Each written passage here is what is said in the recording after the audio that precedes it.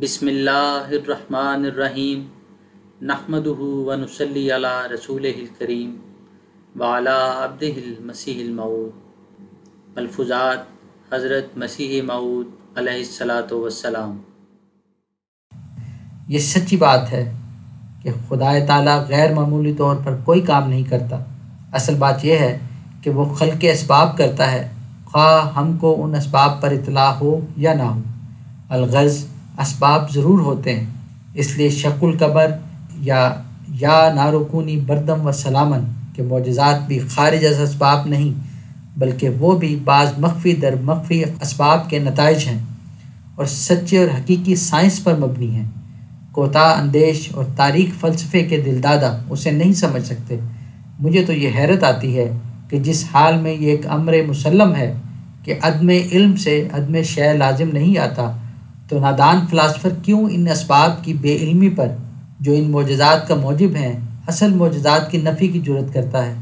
ہاں، ہمارا یہ مذہب ہے کہ اللہ تعالیٰ اگر چاہے تو اپنے کسی بندے کو ان اسباب مخفیہ پر مطلع کر دے، لیکن یہ کوئی لازم بات نہیں۔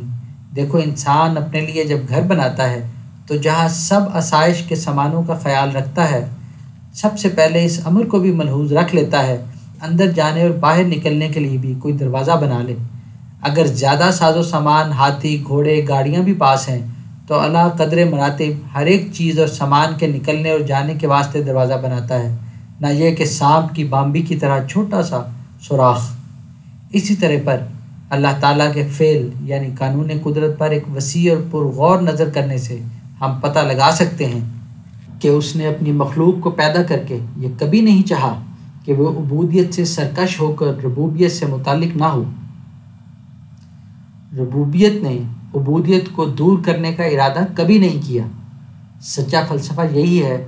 جو لوگ عبودیت کو کوئی مستقل اختیار والی شے سمجھتے ہیں وہ سخت غلطی پر ہیں۔ خدا نے اس کو ویسا نہیں بنایا۔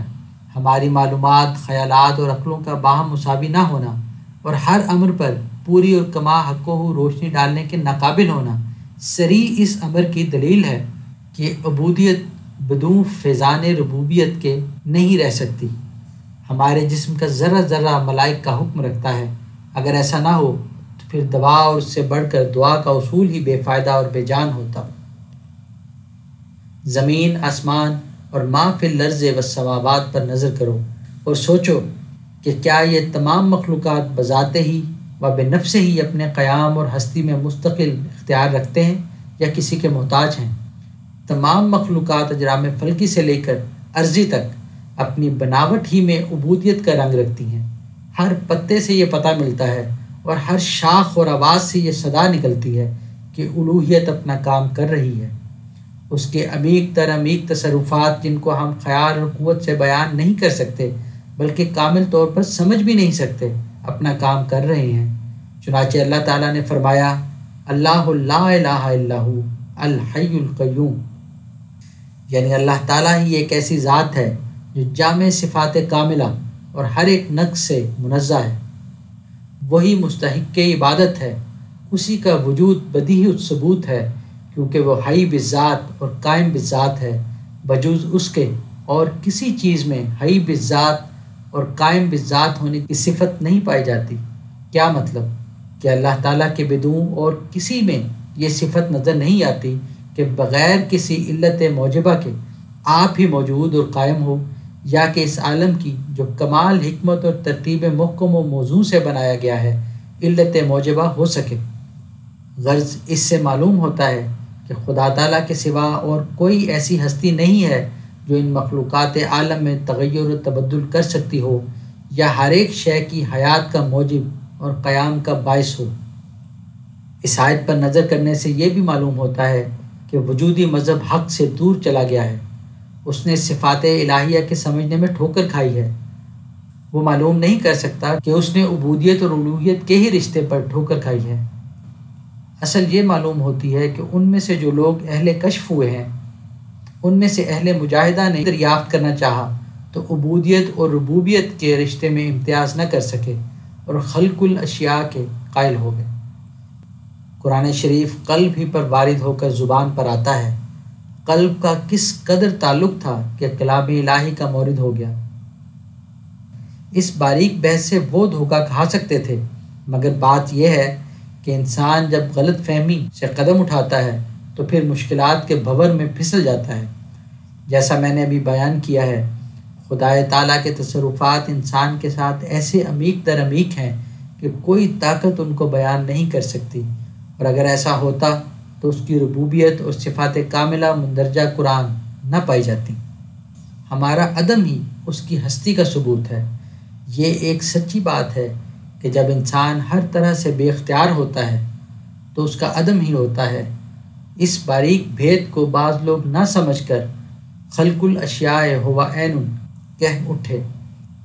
وجودی اور شہودی میں سے اول الذکر تو وہی ہیں جو خلق الاشیاء ہوا عین کہتے اور مانتے ہیں، اور ثانی الذکر وہ ہیں جو فنائے نظری کے قائل ہیں اور کہتے ہیں کہ محبت میں انسان اس قدر استغراق کر سکتا ہے کہ وہ فنا فی اللہ ہو سکتا ہے۔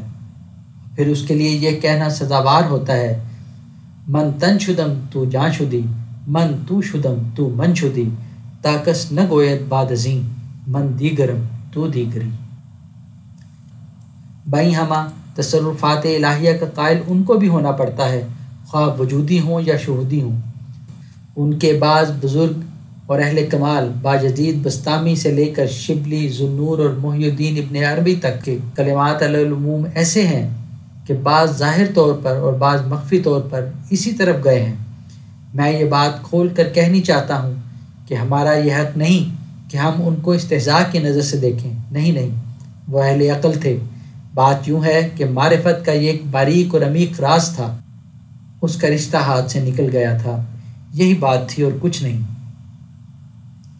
خدائے تعالیٰ کے اعلیٰ تصرفات پر انسان ایسا معلوم ہوتا ہے جیسا کہ خالق الذات۔ انہوں نے انسان کو ایسا دیکھا اور ان کے منہ سے ایسی باتیں نکلیں اور ذہن ادھر منتقل ہو گیا۔ بس یہ امر بحضور دل یاد رکھو کہ بوصفی کے انسان صفائی باطن سے ایسے درجے پر پہنچتا ہے جیسا کہ ہمارے نبی کریم علیہ الصلاۃ والتسلیم اس مرتبہ اعلیٰ پر پہنچے کہ جہاں اسے اقتداری طاقت ملتی ہے۔ لیکن خالق اور مخلوق میں ایک فرق ہے اور نمایاں فرق ہے، اس کو کبھی دل سے دور کرنا نہ چاہیے۔ انسان ہستی کے عوارض سے آزاد نہیں، نہ یہاں نہ وہاں، کھاتا پیتا ہے، معاصی ہوتے ہیں، کبائر بھی اور صغائر بھی۔ اسی طرح پر اگلے جہان میں بھی بعض جہنم میں ہوں گے اور بعض جنت الخلد میں۔ غرض یہ ہے کہ انسان کبھی بھی جامع عبودیت سے باہر نہیں ہو سکتا، تو پھر میں نہیں سمجھ سکتا کہ وہ کون سا حجاب ہے کہ جب وہ اتار کر ربوبیت کا جامہ پہن لیتا ہے۔ بڑے بڑے زاہدوں اور مجاہدوں کے شامل حال عبودیت ہی رہی۔ قرآن کریم کو پڑھ کر دیکھ لو، اور تو اور ہمارے نبی کریم صلی اللہ علیہ وسلم سے بڑھ کر دنیا میں کسی کامل انسان کا نمونہ موجود نہیں، اور نہ آئندہ قیامت تک ہو سکتا ہے۔ پھر دیکھو کہ اقتداری معجزات کے ملنے پر بھی حضور کے شامل حال ہمیشہ عبودیت ہی رہی، اور بار بار انما انا بشر مثلکم ہی فرماتے رہے، یہاں تک کہ کلمہ توحید میں اپنی عبودیت کے اقرار کا ایک جزو لازم قرار دیا، جس کے بدون مسلمان ہی نہیں ہو سکتا۔ سوچو اور پھر سوچو۔ بس جس حال میں عادی اکمل کی طرز زندگی ہم کو یہ سبق دے رہی ہے کہ اعلیٰ ترین مقام قرب پر بھی پہنچ کر عبودیت کے اعتراف کو ہاتھ سے نہیں دیا، تو اور کسی کا تو ایسا خیال کرنا اور ایسی باتوں کا دل میں لانا ہی فضول اور عبث ہے۔